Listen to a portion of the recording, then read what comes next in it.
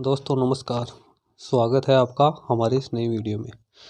दोस्तों इस वीडियो में मैं आपके लिए एक महत्वपूर्ण जानकारी लेकर आया हूं, जो कि AITT एग्ज़ाम 108, 9, 10, 11 की परीक्षा में फेल हुए, रीअपेयर होने वाले और ऐसे कैंडिडेट्स जो कि किन्हीं कारणों से एग्ज़ाम नहीं दे पाए, वो आगामी AIT परीक्षा के लिए रजिस्ट्रेशन कैसे करें तथा उनके डाटा पुराने विप्रो पोर्टल से नए IBM पोर्टल पर माइग्रेट करने से संबंधित है। दोस्तों जैसा कि आप जानते हैं कि सितंबर 2020 से पूर्व अप्रेंटिस संबंधित समस्त कार्य पुराने अप्रेंटिस पोर्टल, जिसको विप्रो पोर्टल कहा जाता था, जिसकी वेबसाइट थी apprenticeship.gov.in पर ही संपादित किया जाता था।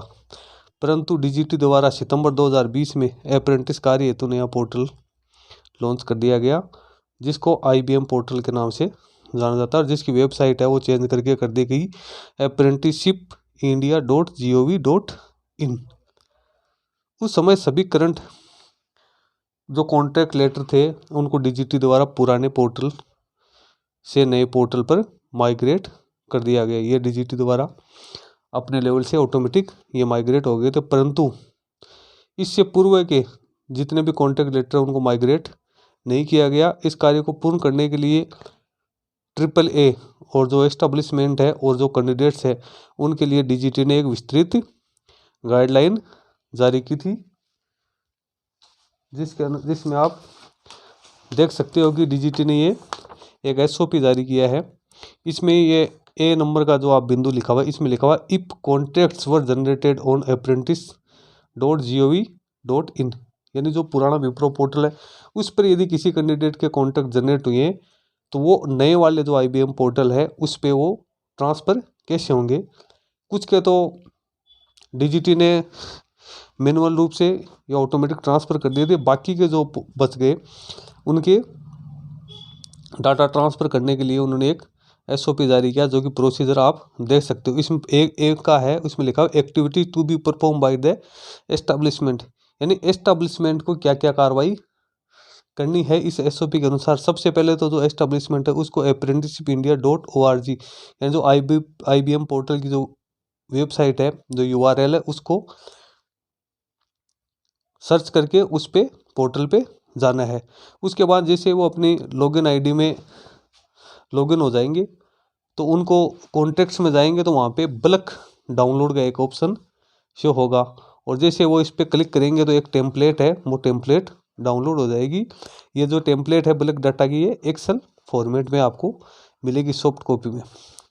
अब इस टेम्पलेट को डाउनलोड करने के बाद इसमें कई तरह के ऑप्शंस दिए हुए हैं एक्सेल शीट में, जिसमें सबसे पहले अप्रेंटिस का नाम है, फिर उसकी फादर मदर या स्पाउस है उसका नाम है, फिर रिलेशनशिप है, फिर जेंडर है, फिर डेट ऑफ बर्थ है, फिर ईमेल ID है, फिर फ़ोन नंबर है, फिर गार्जियन का नेम आ गया, फिर गार्जियन की रिलेशनशिप आ गई, फिर डिसेबिलिटी आ गई, फिर कैटेगरी आ गई, फिर क्वालिफिकेशन आ गई, फिर क्वालिफिकेशन आ गया, फिर अदर क्वालिफिकेशन आ गया, ऐसे करके फिर जॉब रोल आ गया, फिर मिनिमम क्वालिफिकेशन आ गई, स्पेशलाइजेशन आ गया, फिर एग्रीगेट मार्क्स आ गए, फिर टोटल मार्क्स आ गए, फिर परसेंटेज आ गए, फिर कब से लेकर कब तक ये ITI की है तो इनकी स्टार्ट डेट एंड डेट आ गई। उसके बाद अपॉर्चुनिटी कोड आ गए, फिर ये NAPS धारी है या नहीं है उस वो आ गए, यस या नो यहाँ पे करना। फिर स्टाइपेंड की रेट आ गई, जो कि टाइम में स्टाइपेंड दिया गया। फिर आगे बेसिक ट्रेनिंग और BTC कोड की सूचना आ गई, फिर एग्जाम्सन आ गया, उसके बाद में एग्जाम्सन क्वालिफिकेशन आ गई, फिर एग्जाम्सन क्वालिफिकेशन का दोबारा ऑप्शन आ गया, और फिर एग्जाम्सन जॉब रोल आ गया, फिर एग्जाम्सन स्टार्ट डेट आ गई, फिर एग्जाम्सन एंड डेट आ गई, फिर एग्जाम्सन एग्रीगेट मार्क्स का ऑप्शन है, फिर एग्जाम्सन टोटल मार्क्स है, फिर परसेंटेज है, फिर एग्जाम्सन क्वालिफिकेशन का इंस्टीट्यूट है उसका नाम है, फिर ऑन जॉब ट्रेनिंग लोकेशन जहाँ पे उसने ट्रेनिंग की है वो LOC कोड यहाँ पे डालना था, फिर बेसिक ट्रेनिंग की स्टार्ट डेट आ गई, फिर एंड डेट आ गई, फिर ऑन जॉब ट्रेनिंग डेट आ गई। ये ऑन जॉब ट्रेनिंग डेट सबसे इम्पोर्टेंट है इसमें, क्योंकि कैंडिडेट ने जो ट्रेनिंग हासिल की है, जो ट्रेनिंग प्राप्त की है, वो ट्रेनिंग अपन को पुराने वाले जो अप्रेंटिस का पोर्टल है उसमें जाकर वहाँ से कॉन्टैक्ट डाउनलोड करके उसमें जो एक्चुअल उसने ट्रेनिंग की है, किस अवधि से किस अवधि तक, यानी 1 साल या 2 साल के लिए कितना उसका ट्रेनिंग पीरियड है, वो यहाँ पे डालना होता है। उसके बाद आगे और एक्सेल शीट में कई तरह की डिटेल्स दी हुई है। दोस्तों इस एक्सेल शीट में जो भी डाटा आज अपन को डालने हैं, ये डाटा अपन को जो पुराने वाले अप्रेंटिस पोर्टल है उससे उठाकर और वहीं इसमें डालने हैं, जो कि एकदम सही फॉर्मेट में होने चाहिए। उसके बाद में करना क्या होता था कि इस एक्सेल शीट को पोर्टल पर जाकर अपलोड करना होता था, और यदि इसमें कोई एरर आती थी वो एरर अपन को करेक्ट करनी होती थी। उसके बाद इसको रीअपलोड करना होता है। रीअपलोड करने के बाद इनके जो टेम्परेरी कॉन्टेक्ट है वो जनरेट होते हैं, जो कि आप अपने जो सिस्टम में है उसके में TMP के लग के उसमें आगे कुछ नंबर्स दिए हुए हैं, इस नाम से शो होते हैं।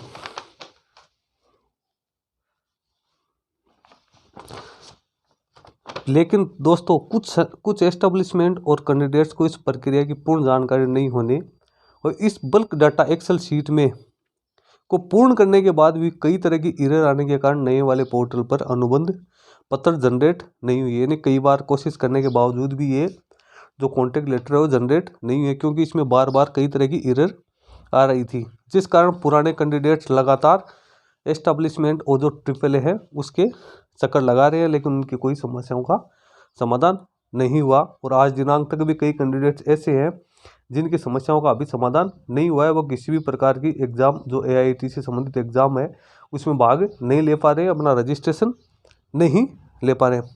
मैंने खुद ने इस डाटा शीट से जो कॉन्टैक्ट लेटर जनरेट करने की कई बार कोशिश की, लेकिन एक्सेल शीट को पूरा भरने के बाद भी बार बार प्रयास करने के बाद भी उसमें कई तरह की एरर आ रही थी और अनुबंध पत्र वो जनरेट नहीं हो सका। उसके बाद मेरे द्वारा DGT से व्यक्तिगत संपर्क किया गया, तो उन्होंने मुझे ये बताया कि जो डाटा शीट है यदि उससे कॉन्टैक्ट लेटर जनरेट नहीं हो रहे हैं तो इसके लिए आप एक अल्टरनेट हमारे पास है, आप उस मेथड से इनके कॉन्टैक्ट जनरेट कर सकते हो। जिसके बाद मैंने उनके द्वारा बताई गई प्रोसीजर को फॉलो किया और उस प्रोसीजर से इन सभी कैंडिडेट्स के कॉन्टैक्ट जनरेट हो गए। और जो पुराने विप्रो पोर्टल पर जो कॉन्टैक्ट जनरेट हुए थे उसकी सारी डिटेल्स थी वो नए वाले पोर्टल पर माइग्रेट हो गई, और उन कैंडिडेट्स ने फिर AIT एग्ज़ाम पे अपना सफलतापूर्वक रजिस्ट्रेशन किया, और वहाँ से उन्होंने अपनी जो मार्कशीट और जो सर्टिफिकेट आते हैं AITT के वो उन्होंने सफलतापूर्वक डाउनलोड कर लिए। तो दोस्तों आज मैं आपको इस मेथड के बारे में बताना चाह रहा हूँ, क्योंकि मुझे पता है कई एस्टेब्लिशमेंट ऐसी है जिनको अभी भी इस तरह की समस्याएं आ रही है। तो इस मेथड के जरिए आप उन कैंडिडेट्स के कॉन्टैक्ट लेटर जनरेट कर सकते हो जिनके डाटा अभी तक भी पुराने विप्रो पोर्टल से नए IBM पोर्टल पर माइग्रेट नहीं होने के कारण वो AIT की एग्ज़ाम नहीं दे पा रहे हैं। तो आइए जानते हैं इसके बारे में, अपन डिटेल में जानते हैं। सबसे पहले जो इसमें जो कार्य किया जाना है वो कैंडिडेट्स के द्वारा किया जाएगा। यानी जिन कैंडिडेट्स ने 108, 9, 10, 11वां AIT एग्ज़ाम में जो कैंडिडेट फेल हुए हैं या जो रीअपेयर हैं या जो किसी भी परिस्थितिवश एग्ज़ाम नहीं दे पाए, उनको सबसे पहले जो अपने नए वाला IBM पोर्टल है जिसका URL है apprenticeshipindia.gov.in पर जाकर लॉगिन करना है। सबसे पहले ये होम पेज पे जाएंगे तो उनको कैंडिडेट्स लॉगिन और रजिस्ट्रेशन का एक ऑप्शन दिखाई देगा।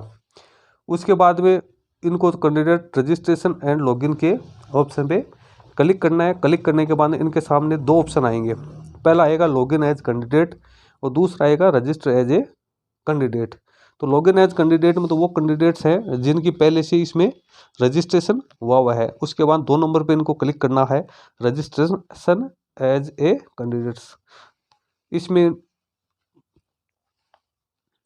क्लिक करने के बाद में सबसे पहले इनको अपने मोबाइल नंबर इसमें डालनी है, फिर ईमेल ID डालनी है। और जहाँ तक संभव हो कैंडिडेट्स को जो पुराने पोर्टल पर जब रजिस्ट्रेशन किया था उस समय जो मोबाइल नंबर और ईमेल ID डाली थी उसी का ही प्रयोग करें। उसके बाद में रजिस्ट्रेशन के विकल्प पर क्लिक करना है। इसके बाद में कैंडिडेट के सामने कैंडिडेट्स का लॉगिन पेज ओपन हो जाएगा, जिसमें कैंडिडेट अपनी प्रोफाइल कंप्लीट करेगा। प्रोफाइल में सबसे पहले कैंडिडेट को अपनी बेसिक डिटेल, जिसमें कैंडिडेट का नाम, पिता का नाम, माता का नाम, पता, अन्य जानकारी डालनी है। उसके बाद में उसको एजुकेशनल क्वालिफिकेशंस डालनी है, जिसमें ध्यान रखने योग्य चीज़ ये है कि ITI ही की योग्यता डालनी है, और इसी ITI की योग्यता को हाईएस्ट क्वालिफिकेशन भी सिलेक्ट करना है, वरना इनका जो कॉन्टेक्ट है वो नॉन ITI शो होगा। इसलिए जो हाईएस्ट क्वालिफिकेशन है वो ITI क्वालिफिकेशन को ही रखें। इसके बाद में इनको अपने बैंक डिटेल्स इंटर करनी है और अपने आधार नंबर से KYC पूर्ण करनी है। ये सब करने के बाद जब आपकी प्रोफाइल 100% कंप्लीट हो जाए तो आपको यहाँ से बाहर आ जाना है। उसके बाद में आपको जिस संस्था से कैंडिडेट ने ITI की है उसी संस्था में उसी ट्रेड के लिए दोबारा अप्लाई करना है, यानी जिस प्रकार से इन्होंने पहले अप्लाई किया था उसी प्रकार से इनको दोबारा अप्लाई यहाँ से करना पड़ेगा। जिस ट्रेड से मान लो किसी ने डीजल मैकेनिक से अप्रेंटिसशिप किया तो उसी डीजल मैकेनिक के लिए अप्लाई करना पड़ेगा। यदि अप्लाई करने के लिए अपॉर्चुनिटी शो नहीं हो रही है तो उसे एस्टेब्लिशमेंट से संपर्क कर सीट क्रिएट करवानी होगी। उसके बाद में कैंडिडेट एप्लीकेशन उस संस्था के पास चली जाएगी। कई एस्टेब्लिशमेंट ऐसी हैं जिनकी अपॉर्चुनिटी डिसेबल हो रखी है तो वो वहाँ पे शो नहीं होती है, तो कैंडिडेट्स को क्या करना है, एस्टेब्लिशमेंट से संपर्क कर नई सीट क्रिएट करवानी है और फिर वहाँ से उस ट्रेनिंग के लिए अप्लाई करना है। उसके बाद जो अगला कार्य है वो एस्टेब्लिशमेंट के द्वारा किया जाएगा। एस्टेब्लिशमेंट कैंडिडेट्स की एप्लीकेशन की पूर्ण जाँच करेगी। जिस तरह से नए ITI होल्डर्स के अपन कॉन्ट्रैक्ट लेटर जारी करते हैं, सेम उसी तरीके से इन कैंडिडेट्स का भी कॉन्ट्रैक्ट लेटर जारी होगा, जिसमें सारी डिटेल भरने के बाद में एस्टेब्लिशमेंट को क्या करना है, जो ट्रेनिंग की डेट है, जैसे कि आपको पता है कि नए वाले पोर्टल पर जो ट्रेनिंग की डेट है वो अपन मिनिमम पिछले 14 दिन तक की डेट में ये कॉन्ट्रैक्ट अपन क्रिएट कर सकते हैं। लेकिन इन कई कैंडिडेट्स ऐसे हैं जिन्होंने 1 साल 2 साल 3 साल पहले ट्रेनिंग कंप्लीट कर ली है, तो उनकी डेट कैसे आएगी, तो उसके लिए इनको आगामी बैक डेट से नहीं डालकर आगामी 14 दिन की डेट डालनी है 1 साल के लिए, फिर उनको कॉन्ट्रैक्ट जनरेट करना है। क्योंकि आगे की अपन 14 दिन की डेट यदि डालेंगे तो अपने पास जो इनके डाटा माइग्रेट करने के लिए अपन को कुछ समय मिल जाएगा।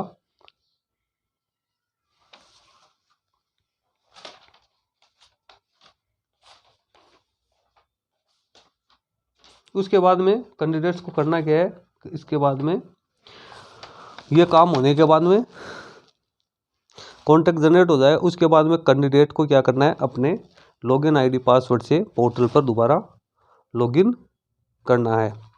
कैंडिडेट जैसे लॉगिन करेगा तो वो अपने डैशबोर्ड में कॉन्टैक्ट का एक ऑप्शन शो होगा। शो करने के बाद कैंडिडेट जो सारी डिटेल्स हैं या कोई भी इसमें करेक्शन वगैरह है या कोई डॉक्यूमेंट्स मिसिंग इन्फॉर्मेशन वो सारी चेक कर लेगा। चेक करने के बाद व्यू का ऑप्शन आएगा, व्यू के ऑप्शन पे क्लिक करने के बाद में उस पर डिजिटली जो एक साइन का ऑप्शन है उस पर साइन करेगा, और जैसे ही वो साइन करेगा तो कॉन्ट्रैक्ट जो अभी टेम्परेरी नंबर में शो हो रहा था वो अभी परमानेंट नंबर यानी उसके आगे CN नंबर लग जाएंगे और उस CN नंबर से शो होने लग जाएगा। उसके बाद में एस्टेब्लिशमेंट है वो अपने पोर्टल पे दोबारा लॉगिन करेगी। लॉगिन करने के वो जब स्टेटस चेक करेगी तो वो स्टेटस में जो उसका स्टेटस शो होगा वो होगा साइन बाई कैंडिडेट। उसके बाद में एस्टेब्लिशमेंट को करना गया है, अपने जो भी AAA है, जो भी उनकी क्षेत्र में जो रिलेटेड AAA है उससे रिक्वेस्ट करके और वो जो कॉन्टैक्ट है साइन बाय कैंडिडेट अभी शो हो रहे हैं उनको अप्रूव्ड करवाना है। एस्टेब्लिशमेंट की रिक्वेस्ट के अकॉर्डिंग जो AAA है वो अपनी जो भी कैंडिडेट्स हैं उनके कॉन्टैक्ट को अप्रूव्ड कर देगा। अप्रूव्ड करने के बाद जो उनके कॉन्टैक्ट्स हैं वो अप्रूव्ड वहाँ पे शो होने लग जाएंगे। ये काम तो हो गया एस्टेब्लिशमेंट कैंडिडेट और AAA से संबंधित। उसके बाद में एस्टेब्लिशमेंट को क्या करना है कि सब जैसे ही वो कॉन्ट्रैक्ट अप्रूव्ड शो होने लग जाए उसके बाद में जो SOP में जो गाइडलाइन आपको दी हुई है आप इसमें देखो कि ये एक एक्सेल शीट बनी हुई है। इस एक्सेल शीट में वो डाटा फिलअप करके और जो AAA है उसको भेजना है। इसमें आप एक्सेल शीट है, इसमें आप देख सकते हो कि कुछ कॉलम्स आपके सामने दिए हुए हैं, जिसमें 1 नंबर का कॉलम हो वो सीरियल नंबर का कॉलम आएगा। 2 नंबर है वो ए नंबर लिखा हुआ है विप्रो पोर्टल। ए नंबर मतलब जो पुराने जो विप्रो पोर्टल है, जो अपना पुराना पोर्टल था, उसके ऊपर जो कैंडिडेट के रजिस्ट्रेशन नंबर जनरेट हुए हैं वो यहाँ से वहाँ से लेकर यहाँ पे डालने हैं। इसके लिए आपको पुराने जो विप्रो पोर्टल है वो अभी चल रहा है, मैंने चेक किया था, उस पर जाके और वहाँ से उस कैंडिडेट की प्रोफाइल ओपन करनी है और वहाँ से वो नंबर कॉपी करने हैं। फिर कॉन्टैक्ट नंबर डालने हैं। ये कॉन्टैक्ट नंबर भी उसी कॉन्टैक्ट के होंगे जो पुराने विप्रो पोर्टल पे जनरेट हुए हैं, वो वहाँ से कॉपी करके या उस कैंडिडेट का कॉन्टैक्ट डाउनलोड करके वहाँ से अपन ले सकते हैं। उसके बाद एक contact number generated on IBM portal. उसके बाद जो अपने जो नया पोर्टल है जिस पे अपन ने भी कॉन्टैक्ट जनरेट किया है, उसके जो परमानेंट CA नंबर है वो यहाँ से कॉपी करके यहाँ डालने हैं। फिर उसके बाद में आप देखो आगे लिखा हुआ TSD uploaded available in portal, यानी जो ट्रेनिंग स्टार्ट डेट है वो जो अभी हमने नए पोर्टल पे जो कॉन्टैक्ट जनरेट किए हैं उसमें अपने क्या डेट डालनी है, उस डेट को वहाँ पे डालना है। जो कि अभी हमने नए जो कॉन्टैक्ट जारी किया नए पोर्टल पे IBM पोर्टल पे, वो डेट लेनी है। उसके बाद में ट्रेनिंग एंड डेट, ये डेट भी अपन को नए वाले पोर्टल से लेनी है, जो कि अपन ने एक बार अनुमानित 1 साल के लिए जो डाली है वो डेट डालनी है। फिर आगे लिखा हुआ है एक्चुअल TSD। एक्चुअल TSD यानी जो पुराने वाले पोर्टल पे जो कॉन्टैक्ट जनरेट हुआ था वो किस डेट से किस डेट तक के लिए जनरेट हुआ था, वो ट्रेनिंग डेट यहाँ से आपको डालनी है। जैसे मान लो किसी कैंडिडेट की ट्रेनिंग डेट 2018 में स्टार्ट हुई, तो मुझे से मैं एग्जाम्पल के तौर पे बता रहा हूँ, जैसे किसी कैंडिडेट की डेट है वो 21/11/2018 है और उसकी एक्चुअल जो ट्रेनिंग एंड डेट है वो है 20/11/2019, यानी इसने 1 साल की ट्रेनिंग की है, तो वो डेट यहाँ पे अपन को इंटर करनी है। ऐसे जितने भी कैंडिडेट्स हैं जिनके अपने कॉन्टैक्ट जनरेट किए हैं वो सारी डिटेल्स इसमें अच्छी तरीके से पुराने पोर्टल से और नए वाले पोर्टल से मिलान करके डालनी है। और जब ये सारी डिटेल्स कंप्लीट हो जाए उसके बाद में क्या करना है, इस एक्सेल शीट को जरिए मेल जो भी आपके AAA है उसको सेंड करनी है। अब इसमें AAA क्या करेगा, AAA सबसे पहले जो अपनी ये एक्सेल शीट भेजी है उसकी जांच करेगा और जांच करने के बाद में जो भी उनका पोर्टल है उस पोर्टल पे वो लॉगिन करके और ये जो एक्सेल शीट है इसको अपलोड करेंगे। और जैसे ही अपलोड करेंगे तो जो इन कैंडिडेट्स की जो डेट अभी नहीं शो हो रही है, जो अपने नए पोर्टल पे शो हो रही थी, वो वहाँ पे चेंज हो जाएगी, उस कॉन्टैक्ट लेटर में चेंज हो जाएगी। और जो डेट अभी अपन को स्टेटस जो उनका अप्रूव्ड शो हो रहा था वो अब कंप्लीटेड शो होने लग जाएगा। और उसके बाद जैसे ही अपने यहाँ पे जाके चेक करेंगे, स्टेटस में जाके चेक करेंगे, उनका कॉन्ट्रैक्ट खोल के यदि अपन वहाँ पे देखेंगे तो उसमें अपन को दिखाई देगा कि जो पुरानी जो नई डेट अपन ने डाली थी वो डेट अब चेंज हो चुकी है और वहाँ पे जो पुरानी डेट थी वो डेट आ गई है। ये करने के बाद में जो एस्टेब्लिशमेंट है वो जब भी आगे की AIT एग्ज़ाम की डेट घोषित होगी उसमें उन कैंडिडेट्स के practical and session mark upload करके और उनको सेव कर दे। और जैसे वो सेव करेगी तो कैंडिडेट्स है वो अपनी जो ITI की अप्रेंटिस की मार्कशीट है और जो उनका सर्टिफिकेट है वो जनरेट हो जाएगा और वहाँ से वो जाकर डाउनलोड कर सकता है।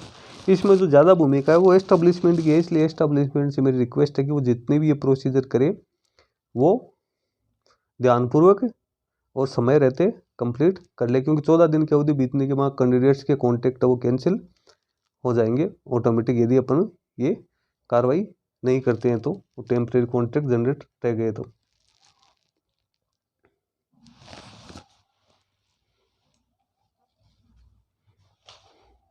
दोस्तों आपकी सुविधा के लिए मैं ये DGT द्वारा जो SOP जारी की गई ये वीडियो की डिस्क्रिप्शन बॉक्स में इसका लिंक डाल दूंगा, आप वहाँ से डाउनलोड करके ये पूरी प्रोसीजर चेक कर सकते हो। इसके साथ ही जो बल्क डेटा टेम्पलेट है वो और जो बैकडेट चेंज करने का फॉर्मेट है जो एक्सेल शीट में दिया हुआ है, उसका लिंक भी मैं वीडियो के डिस्क्रिप्शन बॉक्स पे डाल रहा हूँ।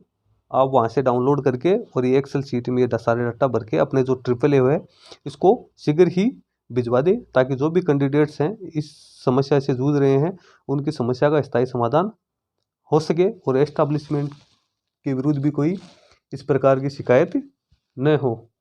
इसके साथ ही दोस्तों, यदि आपको इस काम में कोई दिक्कत आती है तो आप अपने जो भी आपकी संबंधित AAA है उससे